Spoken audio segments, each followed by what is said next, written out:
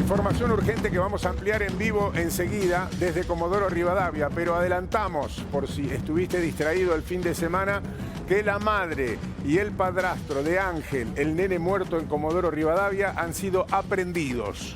Exactamente, estamos hablando de Mariela Altamirano y de Michael González.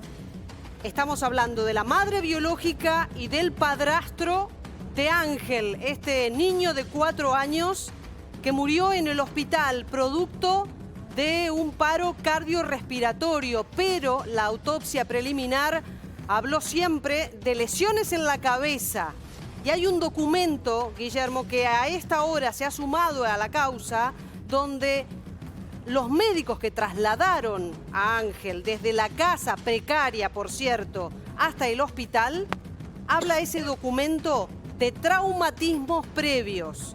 Y el fiscal también ya dijo que esos traumatismos, o el que tenía en ese momento el joven Ángel, el niño Ángel, ya serían de 10 días previos a la muerte. Por eso estamos realmente con esta información que es minuto a minuto, porque la investigación avanzó con estas 2 detenciones. Está Alejandro Pueblas trabajando en el lugar, de hecho nunca se fue, se quedó todo el fin de semana y por supuesto que tiene información fresca. ¿Cómo estás, Ale? Buen día. Guillermo, ¿cómo te va? Buenos días. Estamos justo en la comisaría donde está detenida Mariela Altamirano, que en las próximas horas va a tener que brindar una nueva declaración, ya con la imputación formal que posee sobre sus hombros sobre haber asesinado a su hijo. Lo que se habla, y atención con esto, se habla de 20 golpes en la cabeza que le provocaron serias lesiones internas totalmente irreversibles. Se habla de una especie de aneurisma, que es una inflamación en alguna parte del cerebro, que es lo que proporciona toda la hipótesis que se venía dando, y el relato de ella tratando de cubrir lo que había sucedido. Ella dice, yo lo acosté, se durmió desmayado. Bueno, ahí ya empezaron a cambiar los relatos. Se orinó en la camita de él. Durmió como más de 11 horas, por eso lo pasamos a la cama nuestra. Cuando lo pasamos a la cama nuestra, mi marido dice que estaba roncando, después dejó de roncar y él me despertó y me dijo que no respiraba. Bueno, si uno une lo que es un aneurisma, los síntomas son la gran cantidad de saliva que se genera en la boca cuando te golpeas la cabeza por un aneurisma, por eso te recomiendan que no hay que ir a acostarse cuando son golpes muy fuertes, te generan una especie de ronquido que puede similar a un ronquido de una persona dormida. Bueno, esos eran todos los síntomas que estaba viviendo Ángel, lamentablemente, antes de tener este paro cardiorrespiratorio. Y hay una testigo clave que en las próximas horas se va a conocer el testimonio completo, pero se habla de que esta mujer habría dicho que al nene le obligaban a taparse la cabeza para que no se vean los golpes en estos últimos días. Golpes de 10 días a la fecha, o sea, no todos los golpes el mismo día tampoco, o sea que él le pegaron varias veces.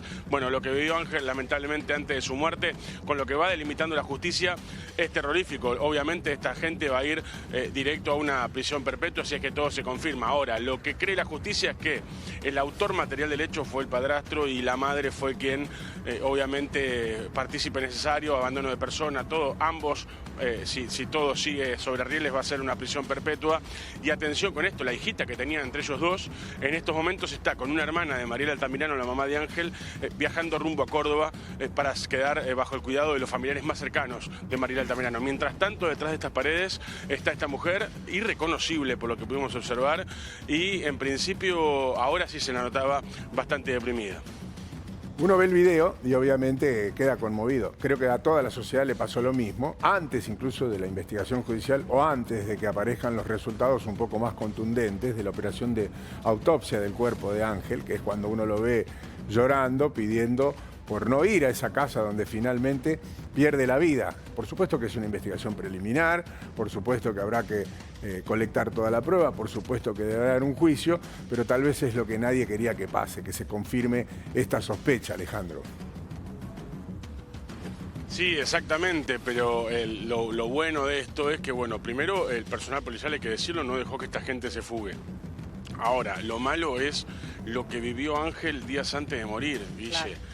Estamos hablando de un niño que había durante 10 días prácticamente estuvo convaleciente, Vero, y llegado a su muerte, y que ese día que en los relatos de los videos de ellos tratando de cubrir lo que había sucedido, ellos dicen que el nene se desmaya, que lo acuestan desmayado, pero como respiraba lo iban controlando y que termina en esta muerte. Entonces, lo que vivió Ángel antes de morir fue muy feo, y sobre todo que le obligaban a usar este gorro para taparle los golpes en la cabeza. Ale, quería preguntarte porque vos estuviste allí en el lugar recorriendo la precaria casa donde tenían a este niño. Digo, vos estuviste recorriendo ese lugar, pero también hablaste con los vecinos.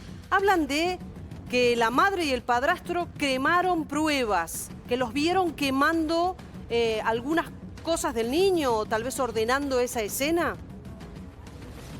Sí, eso consta en la denuncia de Roberto Castillo, que es quien está representando a la familia en este momento, al padre, digamos, que él dice que hay un vecino, nosotros no lo pudimos constatar, pero nos dejaron entrever. Hay un vecino que vio a esta mujer quemando ropa. Se cree que se quemó el gorro con el que le tapaban la cabeza a Ángel. Ajá. Y otra pregunta también, ya que estás ahí, en los antecedentes del padrastro.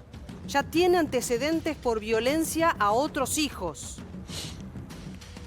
Sí, y es algo que va a tener que explicar, en este caso, los organismos que se tendrían que haber encargado del cuidado del menor, porque le dan la tenencia directamente a la madre sin estudiar el seno familiar en donde vivía el nene. Y el seno familiar, por más que sea en extrema pobreza, no importa, sino quién estaba en esa casa, que es el padrastro.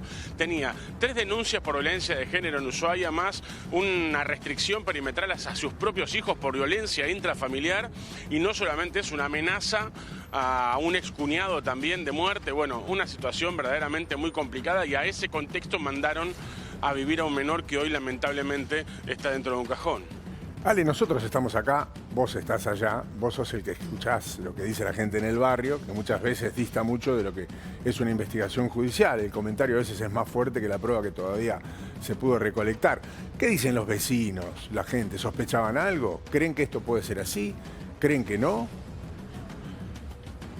Miren, es un barrio muy carenciado donde pasa de todo, ¿está bien? Y todos miran para otro lado, nadie mira la pared del vecino. Ahora, el vecino siguiente lo dijo en vivo, nos dio nota ahí y dice: los escuchábamos gritar, había constantes discusiones, retaban a los nenes. Bueno, situaciones de violencia de todos los días. ¿Qué pasa? Los organismos, vuelvo a repetir esto y nombro en general, no voy a dar a nadie en particular, pero los organismos que tenían que dedicarse a esto controlaban que el nene esté bien llamando por teléfono.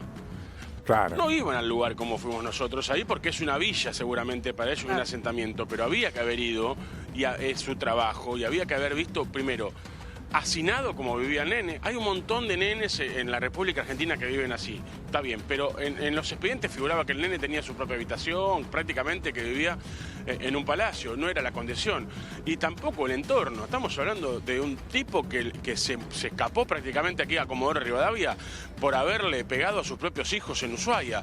Bueno, una madre que ya había venido a abandonar a un nene de 7 años, que es otro hijo que está abandonado y que vive en Chaco, y que después hizo lo mismo con Ángel, que después lo vino a recuperar. ¿Por qué lo vino a recuperar?